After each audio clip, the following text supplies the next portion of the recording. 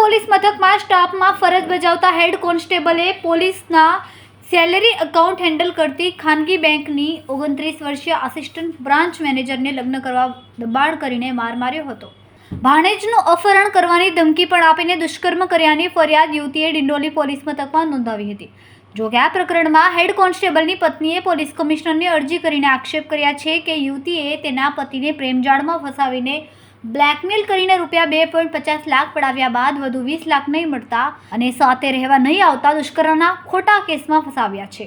Udhna police મથકમાં surveillance સ્ટાફમાં ફરજ બજાવતા હેડ કોન્સ્ટેબલ રણજીતસિંહ મોરીએ પોલીસ સેલેરી એકાઉન્ટ હેન્ડલ કરતી ખાનગી બેંકની 29 વર્ષીય આસિસ્ટન્ટ બ્રાન્ચ મેનેજરને લગ્ન કરવા દબાણ કરીને પીછો કરીને માર માર્યો હતો. ભાણેજનું અપહરણ કરવાની ધમકી પણ આપી દુષ્કર્મ કર્યાની ફરિયાદ આસિસ્ટન્ટ બ્રાન્ચ મેનેજર યુવતીએ ડિંડોલી પોલીસ મથકમાં નોંધાવી હતી.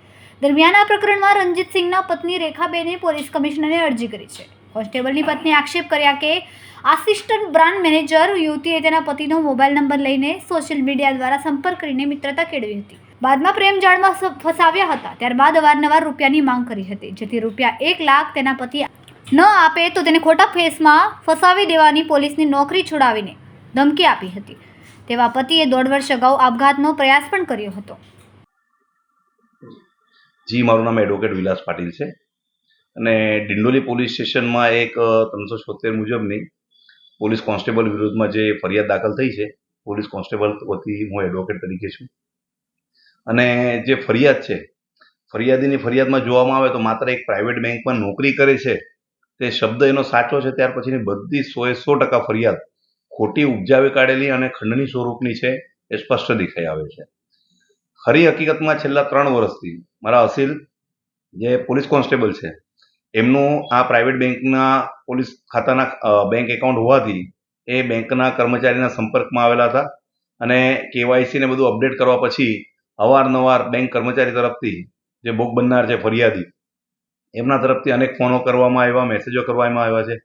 ઇવન તમને કહું તો જે ફરિયાદ છે કે ખોટી રીતે કે એસિડ અટેકની ધમકી ને કે મારા ઘરમાં બળજબરી આવતાના અંતે જોવામાં તો અમારી પાસે ઓછામાં ઓછા 1000 જેટલા રેકોર્ડિંગ છે. એ બધા હું પોલીસ કમિશનર શ્રીને અને ઇન્વેસ્ટિગેશન ઓફિસર શ્રીને રજૂ કરવાના છે.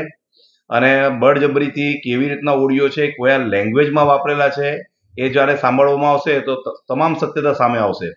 આ તો કાયદા મુજબ જોવા જઈએ તો મહિલાનું નામ ડિક્લેર ના કરી શકાય, બાકી તો એનું નામ ડિક્લેર થાય તો કેટલા બધા ફરિયાદી જાહેરમાં આવશે. અત્યાર સુધી અમારા રેકોર્ડ મુજબ 3 થી 4 પોલીસવાળાના દસ્તાવેજી પુરાવા અમને મળ્યા છે કે તેને આ ફરિયાદીએ હની ટ્રેપમાં ફસાવેલો છે અને એ બધા ડોક્યુમેન્ટ્સ પણ અમે મેળવેલા છે. અને આનો સોફ્ટ ટાર્ગેટ પોલીસ કર્મચારીઓ જ વધારે હોય છે, કેમ કે પોલીસ પોતે એક એવી નોકરીમાં હોય છે કે જેને ઇમેજની પણ અને બધી રીતે ચિંતા હોય છે કે જે ખાતાકીય એના વિરુદ્ધમાં જો કાર્યવાહી થાય અને પોલીસ ડિપાર્ટમેન્ટમાં એની છબી ખરાબ થાય અને સમાજમાં ખરાબ થાય એટલે આ પોલીસનું જે ખોટી રીતે ફેબ્રિકેશન કરેલી FIR છે, જે દેખીતી રીતે દેખાય છે અને પોલીસને ફસાવવા માટેના પ્રયાસ છે.